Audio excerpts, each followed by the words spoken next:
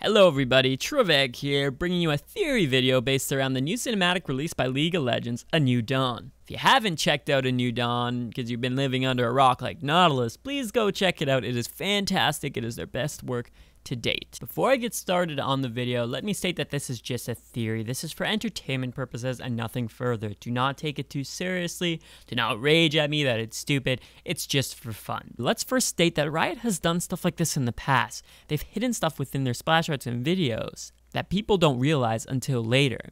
For example, in this Riven splash art, we see Zac inside of the crowd. Or this Victor splash art, we see Battlecast Vel'Koz.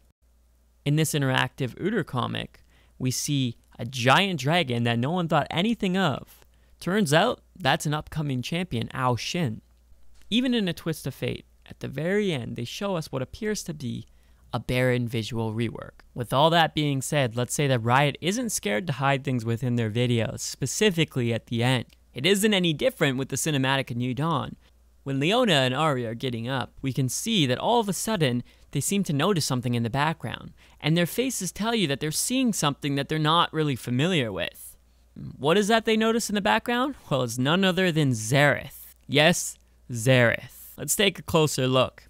Why else would Riot put the nexus so freaking far back unless they're trying to hide something within it? We can see the shape of Xerath within the nexus, down from his legs, skinny, pointed, to his body in the middle and his arms, and then up towards his head. Also, you notice that there's movement around the Nexus. Now, any Nexus in the game, whether it be Summoner's Rift, Dominion, or the new Summoner's Rift coming out, the Nexus has no movement. It is a solid jewel, but in this video, it looks like there's power. So far, we don't have any evidence as towards why that would be Xerath and the Nexus. This is just speculation. Well, let's get into that evidence. First off, let's start with his lore. Xerath is drawn to the power of the Nexus as he found that he could absorb their power, and his goal in the League of Legends is to gain the trust of the summoners and steal the power from the Nexus. It is also important to note that Xerath is considered a popular pick for strongest champion in the entire league. Imagine if he was able to absorb the power of the Nexus. The next piece of evidence is a folder that was added to the PBE game files recently. The folder is titled Ascension. Xerath is the only champion in the League of Legends closely tied to the term Ascension. After all, he's the Magus Ascendant. The race of Xerath is also categorized as an ascended human.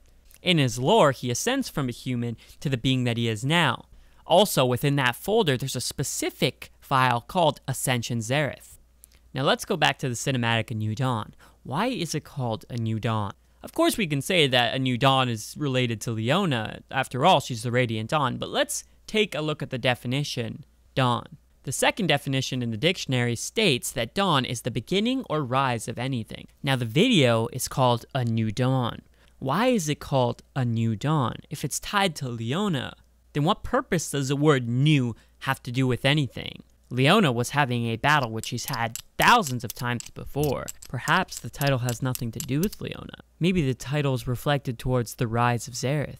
As a side note, rise is also a synonym to ascension. So let's bring it all together. Let's say that Xerath is in the Nexus at the end of A New Dawn.